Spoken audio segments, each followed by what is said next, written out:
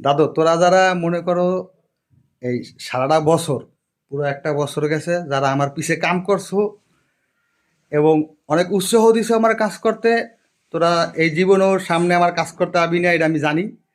কিন্তু তোকে অসংখ্য অসংখ্য ধন্যবাদ। বছর শেষে আমি তোকে শ্রমিক দিবসের শুভেচ্ছা জানাই। সরি, শ্রমিক দিবস হবে না, এটা আর কি নববর্ষের শুভেচ্ছা। আর এই বছরটা তোরা খুব ভালোভাবে আমার পিছে লাগিয়েছিলি। হ্যাঁ, আমি দোয়া করি আর তোরা আগামী বছর আমার পিছে লাগিয়ে থাক, কারণ তোরা লাগিয়ে থাকলে আমার কাজের স্পিড বাইরে যায়।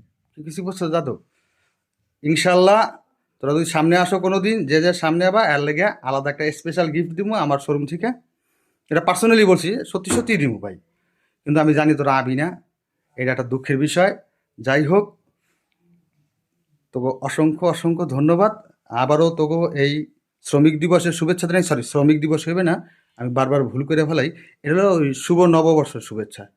তো ভালো থাকো, আল্লাহ হাফেজ, দেখা হবে, ফের মিলেঙ্গে। সত্যি কথা বলতে দাদু, তোকে কাজ আপনার হেভি পছন্দ হয়েছে, তোরা খুব ভালো শ্রমিক। কিন্তু এই শ্রমটা আমার পিছে না দিয়ে যদি নিজের পিছেও দেস না, নিজের ব্যবসায় দেস। অনেকে আমার চেহারা নিয়ে টেনশন, 6 মাস আগে আমি কেমন ছিলাম, হ্যাঁ, আমার চেহারাটা নষ্ট হয়ে গেছে। আরে ভাই, এত টেনশন করস তোরা আমার হলে, আমার মানে মানে খুব ভাল লাগে, এটা গর্বের বিষয়। ঠিক আছে?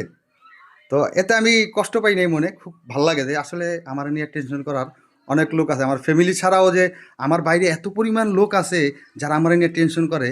মানে এটা আসলে ভাবতেই খুব ভালো লাগে।